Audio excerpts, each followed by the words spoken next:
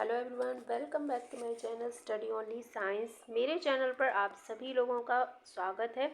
RRB NTPC railway 2024 या फिर non technical हो या टेक्निकल, जो भी वैकेंसी हो, आपने जिसका भी फॉर्म फिल किया हो, उसकी तैयारी के लिए आप लोगों के लिए मैं लेकर आ रही हूँ जीके जीएस के फायर ऑन क्लास। तो चलिए शुरू करते हैं।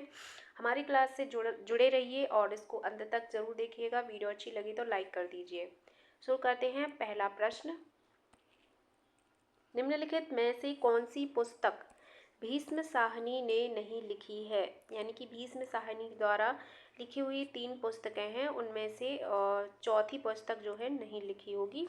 तो इनमें से ऑप्शन चौथा वो कौन सा है जो भीष्म साहनी ने नहीं लिखा है? उसका नाम है पिंजर। ठीक है, पिंजर ऑप्शन राइट हो जाएगा। अगला प्रश्न है, फिल्म व डॉक्यूमेंट्री के निर्माण में संसार का कौन सा देश अग्रणी है? फिल्म और डॉक्यूमेंट्री के निर्माण में कौन सा देश अग्रणी है? वो है भारत। ठीक है, भारत अग्रणी देश है फिल्म और डॉक्यूमेंट्री के निर्माण में। अगला प्रश्न है, जंगली गधा किस जंतु परिवार की सदस्य नहीं है? जो जंगली गधा है वो किस जंतु परिवार का सदस्य नहीं है? तो वो है गाय परिवार का सदस्य नहीं है। अगला है, सिली पॉइंट किस खेल में प्रयुक्त होने वाला शब्द है?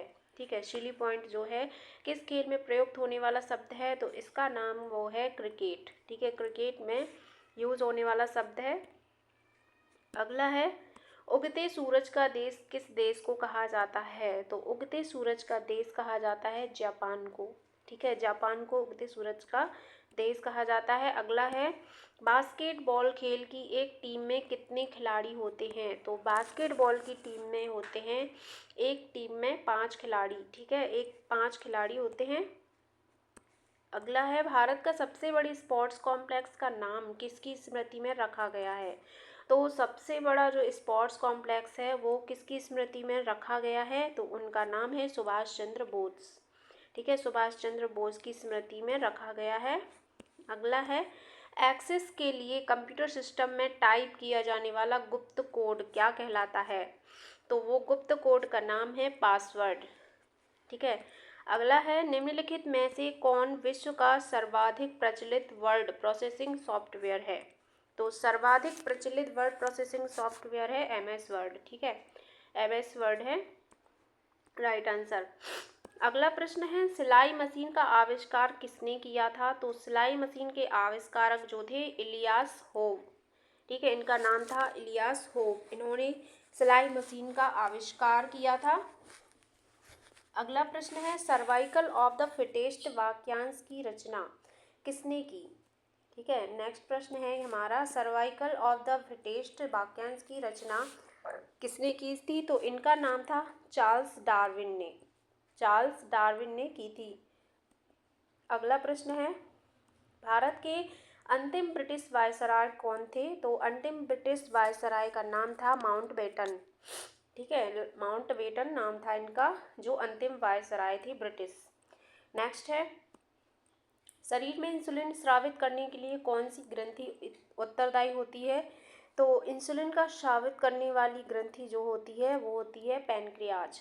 ठीक है, पैनक्रियाज ग्रंथि जो है इंसुलिन का स्रावन हमारे शरीर में करती है। नेक्स्ट है, शरीर का कौन सा अंग है जो यूरिया जैसे अपशिष्ट पदार्थों तथा अधिक जल को शरीर से बाहर करने से पहले फिल्टर करता है? तो कौन सा अंग है वो? गुर्दा। ठीक है, जिसे किडनी भी बोलते हैं, गुर्दा फिल्टर करने का काम करता है। अगला है, निम्नलिखित में से किस भारतीय नेता को लौह पुरुष कहा जाता है? तो लौह पुरुष के नाम से जाने जाते हैं सरदार वल्लभ भाई पटेल। इनको लौह पुरुष के नाम से जानते हैं। नेक्स्ट है, प्लासी का युद्ध किस वर्ष में लड़ा गया था? ठीक है, तो जो प्लासी का युद्ध था, बहुत ही फेमस क्वेश्चन है। प्लासी के युद्ध से, तराइन के युद्ध से और पानीपत के युद्ध से रिलेटेड बहुत सारे प्रश्न हमको देखने को मिल जाएंगे। तो प्लासी का युद्ध हुआ था वर्ष 1757 ईस्वी में। ठीक है, अगला प्रश्न है, शेरशाह सूरी का मकबरा कहाँ स्थित है?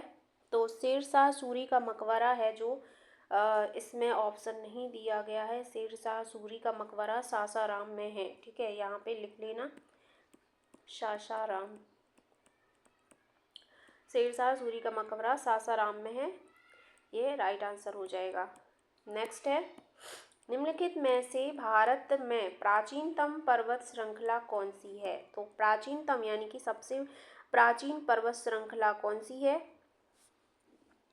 तो जो भारत की सबसे प्राचीनतम पर्वत श्रृंखला है, ये इनमें से हो जाएगी अरावली। ठीक है, अरावली पर्वत जो है सबसे प्राचीन पर्वत श्रृंखला मानी जाती है। अगला प्रश्न है, रतौंधी की रोकथाम के लिए कौन सा विटामिन प्रयोग किया जाता है? तो रतौंधी की रोकथाम के लिए विटामिन ए का प्रयोग करते हैं। किसका? विटामिन ए का। अगला प्रश्न है, स्वस्थ दांतों को पाने के लिए निम्नलिखित में से किस प्रकार का भोजन नहीं खाना चाहिए? तो स्वस्थ दांतों को जो पाने के लिए जो है मीठा भोजन नहीं खाना चाहिए। ठीक है, मीठा भोजन नहीं खाना चाहिए। अगला देखते हैं, मानव शरीर का कौन सा अंग रक्त का शुद्धिकरण करता है? तो मानव शरीर का जो कौन सा अंग होता है जो रक्त का शुद्धिकरण करता है, वो होते हैं फेफड़े। ठीक है, फेफड़े जो है रक्त का शुद्धिकरण करते हैं। नेक्स्ट है, भारत के 1 अरबवे शिशु का नाम क्या है? तो भारत के 1 अरबवे शिशु जब हुआ था, उसका नाम पूछा गया तो उसका नाम है आस्था। ठीक है, आस्था नाम के बच्चे का नाम जो है 1 अरबवा शिशु है भारत देश का। नेक्स्ट है, विश्व में सबसे ऊंचा जलप्रपात निम्नलिखित में से कौन सा है? तो विश्व का पूछा गया है, तो विश्व का सबसे ऊंचा जलप्रपात है एंजिल जलप्रपात। कौन सा? एंजिल जलप्रपात। शतरंज की विसात बोर्ड पर कितने वर्ग होते हैं? तो शतरंज में कितने वर्ग होते हैं? 64, 64। अगला है, फौना का तात्पर्य किससे है? तो जो फौना, फ्लोरा और फौना है, तो इनमें से फौना का तात्पर्य किससे है? जंतु से। ठीक है, जंतुओं से फौना का तात्पर्य है। अगला प्रश्न है, किस अनुच्छेद के अंतर्गत संविधान संशोधन किया जा सकता है? ठीक है, तो वो अनुच्छेद कौन सा है जिसके अंतर्गत, जिसका यूज करके संविधान संशोधन करते हैं? वो है अनुच्छेद 368। ठीक है, अनुच्छेद 368। नेक्स्ट है, संयुक्त राष्ट्र के महासचिव सेक्रेटरी जनरल का कार्यकाल सामान्यतः कितने वर्ष का होता है? तो इनका कार्यकाल कितने वर्ष का होता है? 5 वर्ष का। संयुक्त राष्ट्र के महासचिव का कार्यकाल 5 वर्ष का होता है। अगला है, चीन व भारत के बीच की सीमा क्या कहलाती है? तो चाइना और भारत के बीच की सीमा क्या कहलाती है? मैकमोहन रेखा। मैकमोहन रेखा कहलाती है। अगला है, निम्न में से सौर मंडल का सर्वाधिक गर्म ग्रह कौन सा है? तो सर्वाधिक गर्म ग्रह इनमें से है मरकरी, जिसे हिंदी में बुध ग्रह भी बोलते हैं। तो बुध सूर्य के सबसे निकट होने की वजह से इसे सबसे गर्म ग्रह है। अगला है, वर्ष 2005 में गांधी जी की दांडी यात्रा की 75वीं वर्षगांठ मनाई गई। यह वर्षगांठ किस तिथि को पड़ती है? ठीक है, 75वीं वर्षगांठ मनाई गई थी कब? 2005 में। और यह वर्षगांठ किस तिथि को पड़ती है? तो वो तारीख कौन सी होगी? 6 अप्रैल। ठीक है, 6 अप्रैल को होती है। अगला है, भारतीय कम्युनिस्ट पार्टी की स्थापना किस वर्ष में की गई? भारतीय कम्युनिस्ट पार्टी की स्थापना जो है किस वर्ष की गई थी? कम्युनिस्ट पार्टी 1920 में। ठीक है, 1920 में की गई थी। अगला प्रश्न है, निम्नलिखित देशों में से कौन विश्व का सर्वाधिक अंडा उत्पादक देश है? तो सर्वाधिक अंडा उत्पादक देश कौन सा है? वो है चीन। ठीक है, चीन सर्वाधिक अंडा उत्पादक देश है। अगला प्रश्न है, निम्नलिखित में से कौन सा देश भारत के बाद हीरे पर पॉलिश करने वाला सबसे बड़ा देश है?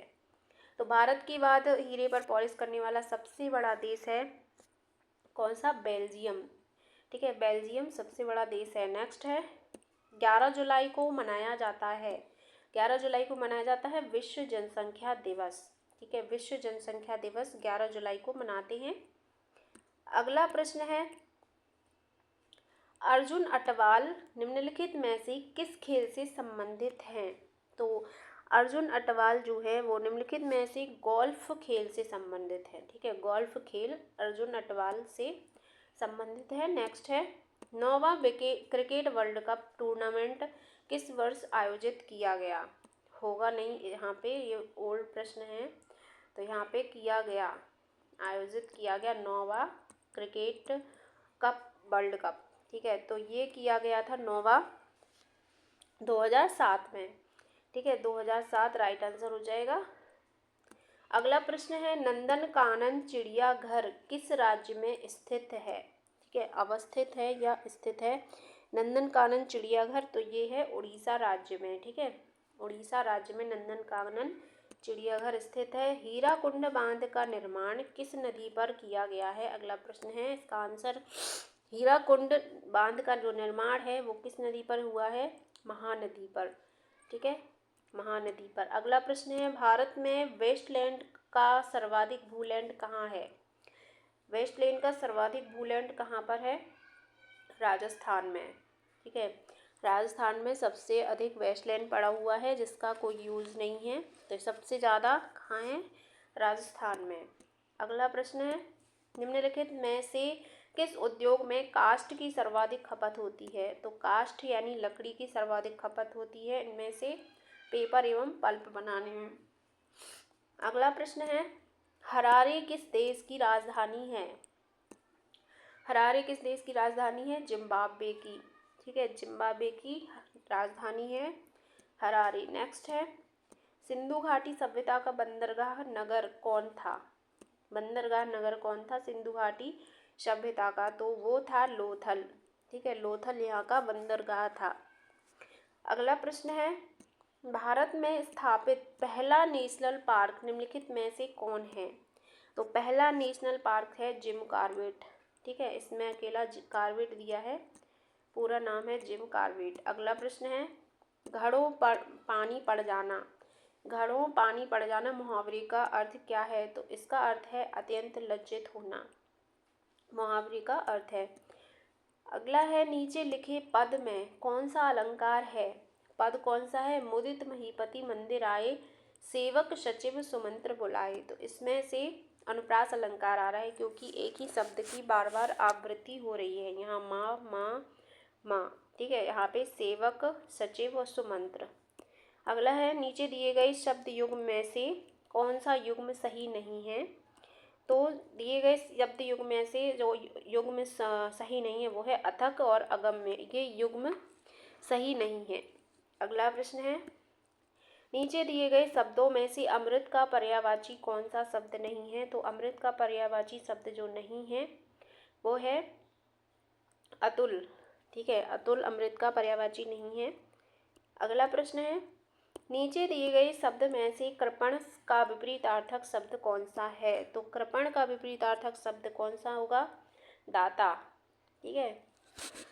तो ये थे आज के प्रश्न। आई होप आप लोगों को प्रश्न अच्छे लगे होंगे, क्लास अच्छी लगी हो तो वीडियो को लाइक करके जाना। मिलते हैं अगले वीडियो में।